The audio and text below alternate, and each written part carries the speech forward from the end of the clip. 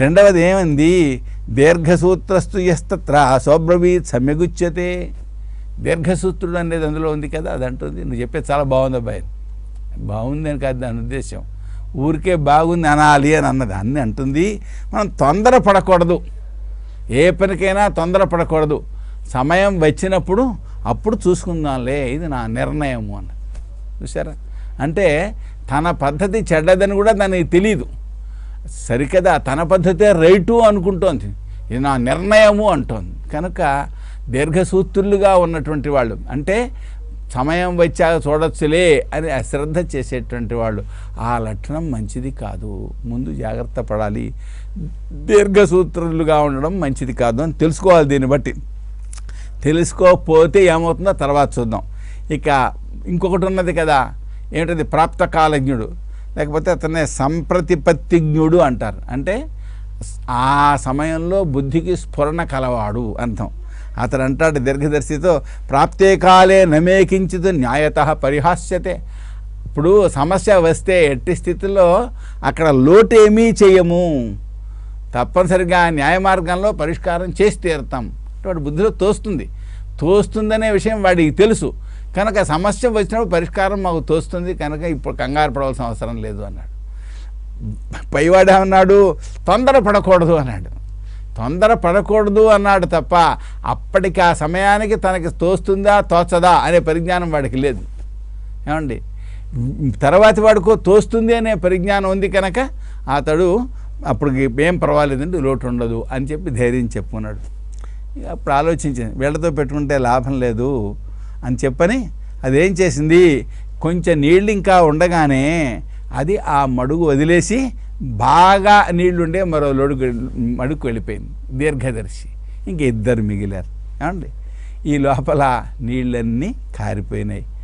దాంతో వీళ్ళు బెస్తవారు ఏం చేశారు, రకరకాలైనటువంటి వలలు, బుట్టలు మొదలైనవి తీసుకొచ్చి ఆ చేపలన్నింటినీ కూడా పట్టేసుకుంటున్నారు.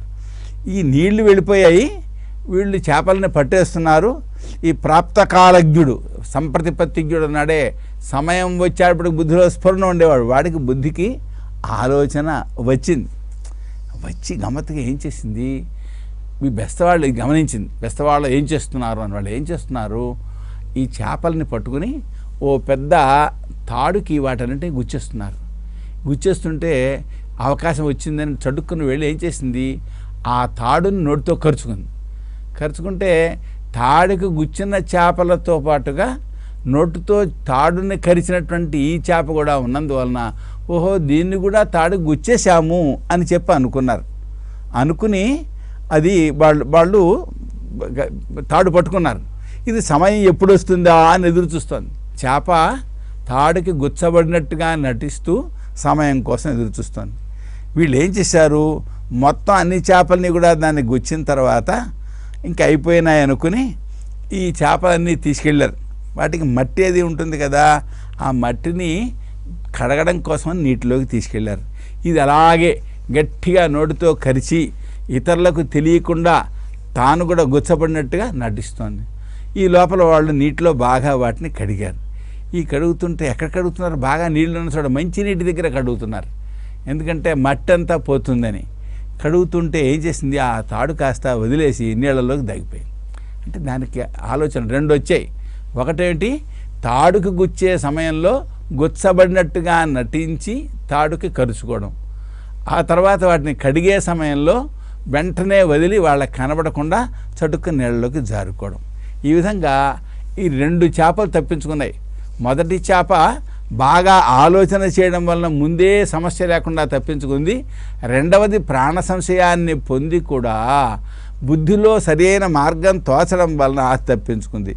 కానీ ఇంకా మరి దీర్ఘసూత్రుడు ఉన్నాడు, మిగిలిన వాటినన్నింటినీ కూడా వాళ్ళు పట్టేసుకుంటుంటే దీర్ఘసూత్రుని కూడా పట్టుకున్నారు. వాళ్ళ చేతికి చిక్కింది. ఈ చిక్కింది దీనికి బుద్ధి తోచల, ఏం చేయాలో తోచలేదు. అది నాకు అన్నీ తెలుసు అనుకుంటోంది, కానీ తనను తప్పించుకునే దారి తనకు తెలియలేదు. దానికి ఆ వివేకం లేదన్నమాట. ఏమైంది, అది బాబోయ్ వీళ్ళు నన్ను పట్టేసుకున్నారా, చచ్చిపోయాను రా అంటూ అలా పడి ఉన్నది. దాంట్లో చివరికి అది మరణించింది. చూసారా, అందుకని ఈ కథ విన్నందువలన తెలియవలసిన అవసరం ఏంటంటే తనకు దీర్ఘదర్శి వలె దూరదృష్టి ఉందా లేదా, ఎప్పుడో రాబోయేటువంటి సమస్య ముందు తోచి దానికి పరిష్కారం ఆలోచించగలుగుతామా చూసుకోవాలి. తనకి ఆ లక్షణం లేకపోతే దీర్ఘదర్శులైనటువంటి మహానుభావుల వలన సలహా పొంది రాబోయేటువంటి సమస్యలకు తాను పరిష్కారం చేసుకుంటే సమస్యలు ఉండవు. ఇది ఉత్తమమైన మార్గం. ఇక ప్రాప్తకాలజ్ఞుడుగా తాను ఉన్నట్లయితే, అంటే ఆ సమయానికి ఆ ఆలోచన తోచి సమస్యను పరిష్కారం చేసుకోగలిగిన శక్తి తనకున్నా దీర్ఘదర్శిగానే కనుక తాను ప్రయత్నం చేస్తే సందేహం ఉండదు. ఎందుకంటే ఆ సమయంలో తోచపోతే ఏమైపోతుంది, తోచింది కనుక పర్వాలేదు, వాళ్ళు తాడికి గుచ్చుతున్నారు కనుక పర్వాలేకపోయింది. తాడు గుచ్చకుండా ఈ పట్టుకున్నవన్నీ ఏ బుట్టలోనో పెట్టేసి ఇంటికి పట్టుకుపోయారనుకోండి, అక్కడ దారి దొరుకుతుందో దొరకదో సందేహం కదా. కనుక ప్రాప్తకాలజ్ఞుడు ప్రాణ సంశయాన్ని పొంది ఉపాయం ద్వారా తప్పించుకుంటాడు. నేను ఏదో చేయొచ్చులే అని అనుకునేటువంటి దీర్ఘసూత్రుడు మాత్రం ముందు ఏం చేయలేదు, ఆ సమయంలో ఏం తోచలేదు, చివరికి నాశాన్ని పొందుతాడు. కాబట్టి ఎవడైతే ఆ సమయం వచ్చినప్పుడు తెలివి తక్కువతనంతో మార్గాన్ని కనుగొనలేకపోతే, ముందు చూపు లేక అప్పుడు సరైన ఆలోచన తోచక దీర్ఘసూత్రుడనే చేప వలె వినాశాన్ని పొందుతాడు. కొందరికి నేను నిపుణుడనో నేను ఏదో చేయగలను అని అనుకుంటాడు, ముందు ప్రయత్నం చేయడం. నాకు నైపుణ్యం ఉంది అని కొందరికి ఆ నమ్మకం ఉంటుంది. మాకు తెలుసులేండి అంటారు. ఏం తెలియక్కర్లా, తెలియకుండానే తెలుసు అంటారు. అంటే ఎవరి ద్వారానో తెలుసుకోవచ్చు, ఏ పుస్తకాల్లో తెలుసుకోవచ్చు, తెలియకపోతుందా అదనమాట ధైర్యం. అలాగా ముందు చేయడం నేను నిపుణుడినే అనుకుంటాడు, సందేహస్థితిని పొందుతాడు. ప్రాణ సంశయం కలుగుతుంది, ఉంటుందో పోతుందో తెలియదు, కానీ బుద్ధిలో తడుక్కున ఉపాయం తోచడం మన తప్పించుకోగలుగుతాడు ప్రాప్తకాలజ్ఞుడు. అయితే మొత్తానికి ఈ అనాగత విధాత దీర్ఘదర్శి, ప్రత్యుత్పన్న మతి అప్పటికప్పుడు ఆలోచన చేసి తప్పించుకున్నాడు, వీడిద్దరూ మాత్రం మొత్తాన్ని సుఖాన్ని పొందుతారు. దీర్ఘసూత్రుడు మాత్రం వినాశాన్నే పొందుతాడు. ఎట్టి స్థితిలో దీర్ఘసూత్రుడుగా ఉండకూడదు. అనాగత విధాతగానైనా ఉండాలి, కనీసం ప్రత్యుత్పన్నమతిగానైనా ఉండాలి. చూసారా ఎంత అద్భుతమైన గాథ. ఇది ఒక సమాజానికో ఒక వర్గానికో సంబంధించింది కాదు, ప్రపంచంలో నేర్చుకోవాలి అనే లక్షణం కలవాళ్ళందరికీ కూడా ఉత్తమమైన మార్గాన్ని చెప్పేటువంటి గాథ ఇది. మనకు కాలం ఉంది. కాలం ప్రాచీనులు చాలా సూక్ష్మ కాలాన్ని కూడా లెక్క పెట్టారు. వాళ్ళు కళ, కాష్ఠ, ముహూర్తం వీటిని కూడా లెక్క పెట్టారు. ముహూర్తం అంటే 48 నిమిషాలు, దాంట్లో ఉండే చిన్న చిన్న భేదాలు ఇంకా కళ, కాష్ఠ మొదలైనటువంటివి. అయితే పగలు రాత్రి మనకి తెలుసు, మాసాలు, పక్షాలు, ఋతువులు, విస్తృతమైన కాలాన్ని కల్పము అంటారు, చాలా పెద్ద కాలం. సంవత్సరాలు మనకి తెలుసు. ఇదంతా కాలం. ఈ కాలం చాలా విచిత్రమైంది. ఇది రాబోయే ముందరే ఏ సమస్యలు తెచ్చిపెడుతుందో దాన్ని తెలుసుకోవాల్సిన పరిస్థితి ఉంది.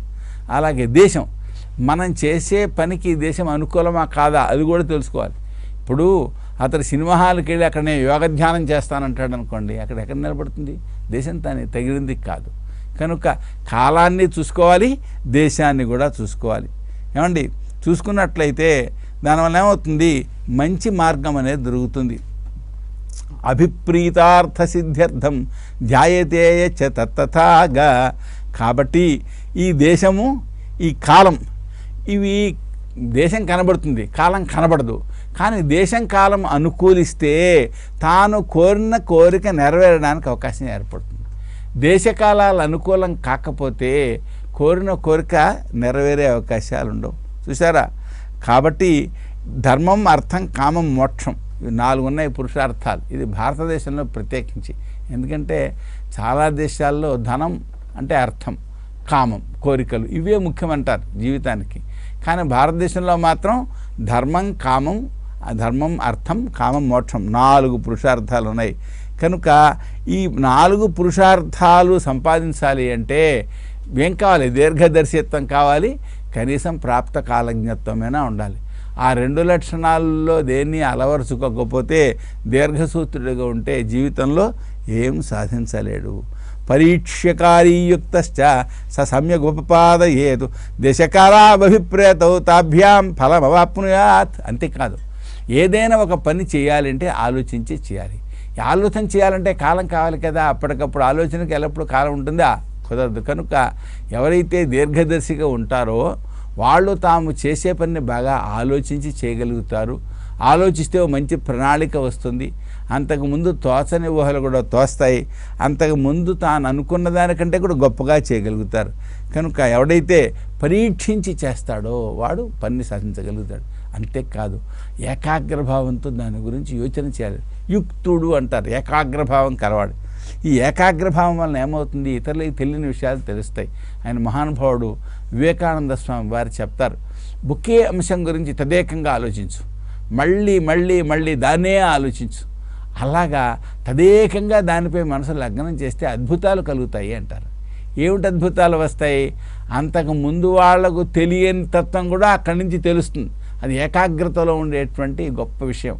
మనకు యోగశాస్త్రం చెప్తుంది, యోగ చిత్తవృత్తి నిరోధ అంటుంది. అంటే మనోవృత్తిని ఒకే అంశంపై లగ్నం చేయడం యోగం. యోగా అంటే సామాన్యంగా ఆసనాలు వేయడం అది అనుకుంటారు. ఆసనాలు వేయడం అనేది ఒక చిన్న భాగం. ఎందుకు ఆ భాగం అంటే ఆసనాలు వేసి శరీరాన్ని స్థిరంగా నిలబెడితే ఆ పైన మనస్సుని స్థిరంగా ఉంచవచ్చు. కనుక శరీర దార్ఢ్యానికి కూడా అదొక సాధనం కనుక ఆసనాలు. కానీ ప్రధానమైన యోగం అంటే ఏమిటి? చిత్తవృత్తిని నిరోధించడం, మనస్సుని తదేకంగా లగ్నం చేయడం. ఈ తదేకంగా లగ్నం చేస్తే ఏమవుతుంది? అక్కడ ఉండే సమస్య తెలుస్తుంది, ఇతరులకు తెలియని సమస్య తెలుస్తుంది, రాబోయే సమస్య తెలుస్తుంది, సమస్యకు పరిష్కారం కూడా తెలుస్తుంది. కనుక ఇక్కడ ఏమంటున్నాడు? పరీక్షకారి, చేసేది పరీక్షించి చేయాలి. యుక్తశ్చ, ఏకాగ్ర బుద్ధితో ఆలోచించాలి. ఏమండి? సమ్యగుపపాదయేత్, అతడు బాగా చేయగలుగుతాడు. తాను ఏం చేయగలుగుతాడు? తాను ఏం చేయాలో ఆ పని చేయగలుగుతాడు. ఇతరులు చేయలేని పని కూడా చేయగలుగుతాడు. ఏమండి? దేశకాలాభిప్రేతం, అయితే దేశం కాలం ఇవి కూడా తనకు అనుగుణంగా ఉండాలి. అయితే సుదీర్ఘమైన కాలం అంటే చాలా ముందు కాలంలోనే సమస్యను గుర్తించినటువంటి వాడికి కాలం అనుకూలంగా ఉంటుంది. ఎందుకంటే ఎక్కడ అనుకూలమో ఆ అనుకూలమైన కాలంలోనే చేయగలుగుతాడు. ఏది అనుకూలమైన దేశమో అక్కడే ప్రయత్నించి చేయగలుగుతాడు. కనుక తనకు అనుకూలంగానే మలుచుకోవడానికి అతనికి అవకాశం ఉంటుంది. తాభ్యాం ఫలమవాప్నుయాత్. కాబట్టి దీర్ఘదర్శి అయినటువంటి వాడు అతడు ఈ పరీక్షించి చేయడం ఏకాగ్రభావంతో దేశకాలాల ద్వారా అనుకూలమైన ఫలాన్ని పొందుతాడు. నిజానికి ఇప్పుడు దీర్ఘదర్శి, ప్రాప్త కాలజ్ఞుడు, దీర్ఘసూత్రుడు ముగ్గురు ఒకచోటే ఉన్నారు. కానీ ముందుగా మేల్కోవడం వలన దీర్ఘదర్శికి ఒక పెద్ద అవకాశం వచ్చింది. ఏంటది? చాలా నీళ్లతో పాటుగా తాను వేరే మడుగులోకి వెళ్ళే అవకాశం వచ్చింది. ప్రాప్తకాలజ్ఞుడికి ఆ అవకాశం లేదు. అంటే అతనికి కాలం అనుకూలించలేదు, కానీ దేశం అనుకూలించింది. దేశం ఎలా అనుకూలించింది?